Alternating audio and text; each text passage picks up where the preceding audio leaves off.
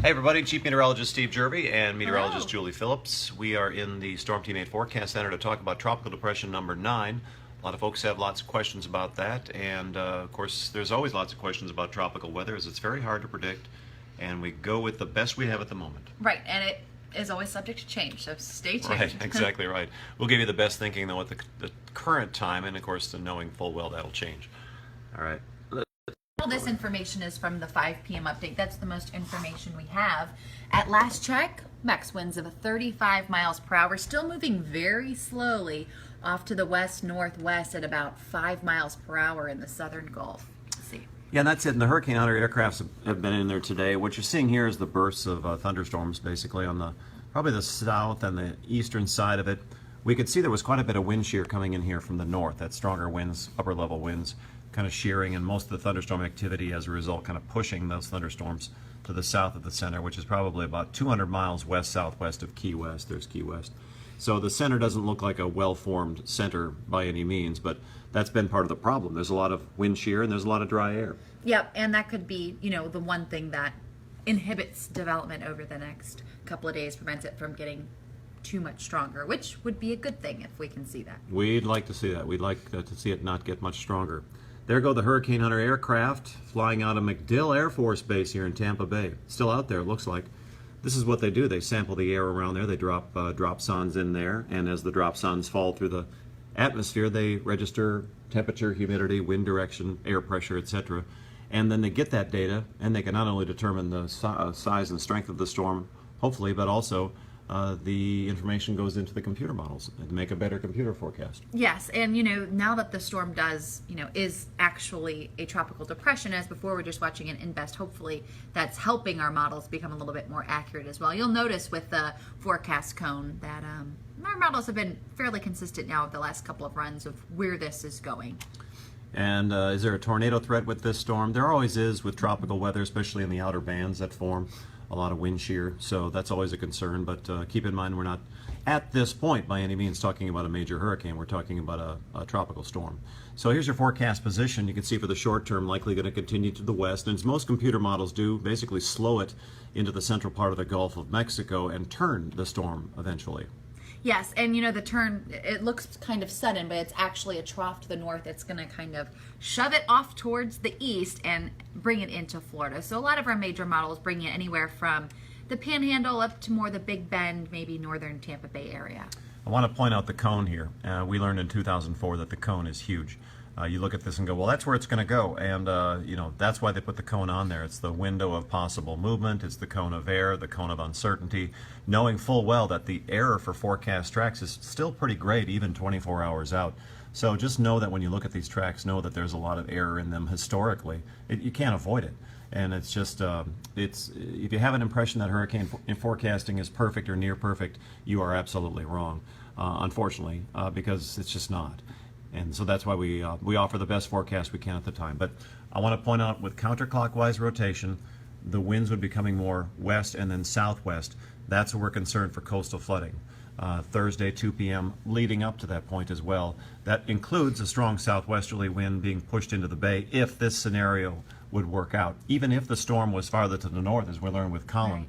we can still have strong winds that come around on the southern side of this. And Steve mentioned, still some inaccuracies with forecasting and the track, but with intensity, there's still a long way for us to go in terms of forecasting this. So there can still be, wide error margin. So at this point, it looks like it's going to make landfall as a strong tropical storm. That's of the last forecast track, but we still have to watch these things closely because right now this is presuming that the wind shear, kind of prohibits the very quick development of this storm, but we'll have to watch the intensity closely to see over the next couple of days how it pans out as it moves in. But at this point, it looks like Thursday would be the day where, the coastal flooding effects would be felt. Any tropical storm force winds would be felt on Thursday primarily. Right, and people are asking about their individual towns, areas, neighborhoods. It's difficult to answer that other than to say that obviously the closer you are to the center of this, and this will change. Let me say it again, this will change, but this is the current thinking. If you're closer to landfall, the winds are going to be stronger closer to the center. So in this case, this scenario, if it worked out this way, and then, like I said, it will change, Citrus County would have a stronger winds, stronger coastal tides. on the coast, and then progressively the winds would get a little weaker. But keep in mind, if you sustain something for a period of time in the wind direction, it would push water into the bay. Pinellas County coastlines would have to watch for that, waterways, etc. And you especially have to watch the high tide time. So it's just a matter of monitoring where it's going to come ashore. And today is Monday, that's Thursday, and that's a long time in tropical forecasting. Yeah, and some folks asking, what about Tuesday and Wednesday? Will we have any effects? Well, basically, our moisture content in the air is just going to continue to increase. So tomorrow we'll see some heavy downpours, mainly in the afternoon. But by Wednesday, expect to see some heavy rain starting up in the morning, continuing through the day. So Wednesday, going to be pretty soggy. Thursday, especially soggy, and that's when we could have the stronger winds developing. And this is kind of cool because it shows the stronger winds, tropical storm force winds of 39 to 73 miles per hour. This is kind of that blob, shows where those tropical storm force winds in that range of 39 to 73 miles per hour. The yellow blob is that. These are lines of equal pressure, low pressure extending outward, pressure gets higher. So you can see Thursday at 8 a.m., that's roughly where that would be if this scenario works out, and as I mentioned, it will change, bringing in a stronger westerly wind at that time, and then a southwesterly flow too. So the effects from these things go out a long way, and of course it pushes a lot of moisture on shore as well, getting very persistent rains that can lead to local flooding. So if you're inland, if you're in Haines City or Polk County, know that even though you won't be dealing with, if this scenario works out, a coastal tidal surge, you could certainly get some local flooding from rain. Absolutely, and those rainfall totals are fairly significant. We're talking probably a widespread 4 to 8 inches of rain, and you could see isolated amounts maybe up to 10 inches. Now this will be through, Thursday afternoon, Friday morning. So that could, obviously, we've seen rain events like this before, and we know that there will be flooding involved if that does occur.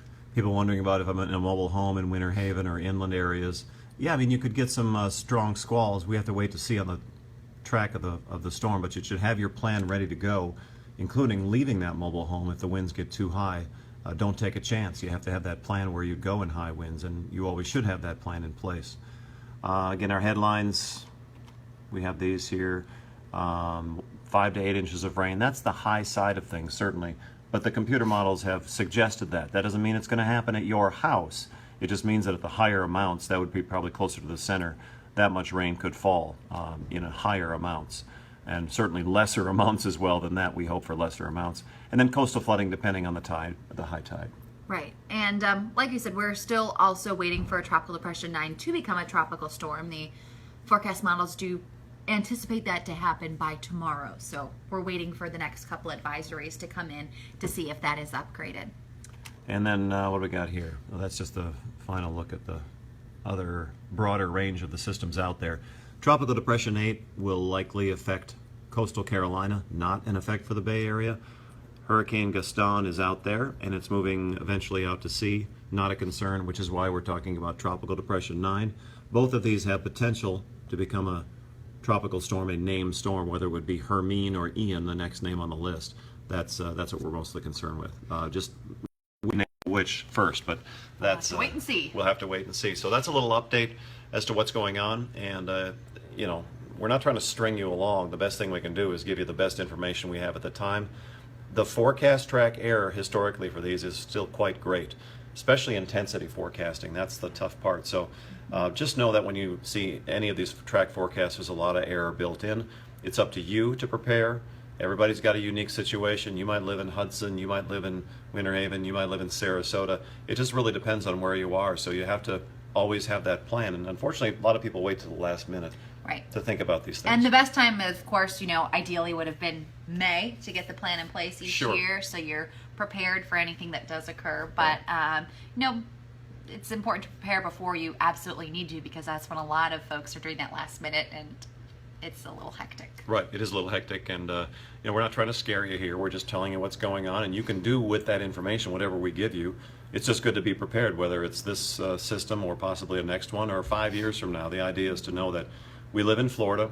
Tropical storms and hurricanes do occur, and it's just part of living here. It doesn't take a major hurricane to do a lot of damage, as we saw up in Louisiana recently. That tragic flooding there, 20 plus inches of rain. It was just a rainmaker. Yeah. So it's just living in the tropics. Part of living in beautiful Florida is dealing with tropical weather. So that's the current thinking, guys. And any other questions we have here? Let's see here. What about Spring Hill? Now these are, we can't answer everybody individually, but the idea is to know that the closer you are to the center of the storm, the wind will be stronger. Have to watch, if you live on the coast, have to watch the high tides, Wednesday, Thursday, and then winds as well. We could see some higher wind gusts. And everyone should just stay tuned, because each day, the closer we get to the event, we'll be able to fine-tune the track, fine-tune the intensity when it moves on shore, and of course, fine-tuning all that, we'll be able to give you a little bit better of the impacts that we'll feel. Right. And Julie's going to come up here on Yep. Great 38 at 8 p.m. On Great 38, so she'll have a full weathercast, and she'll be standing there pointing at the wall like weather people do. Yep, we'll be in a different environment, Yep. not the weather center, but Right. I kind of like this, though. upstairs. I kinda- Yeah. It's very, very casual. So thank all of you for writing in, and just think that, whether preparation is always a good idea during the storm. We'll continue to keep you updated. Know that everybody's plan is different, everybody's city is different, so make your preps now, and we'll see how this plays out, but just got to continue to watch it. Have a great night, and we'll keep you posted here at Storm Team 8.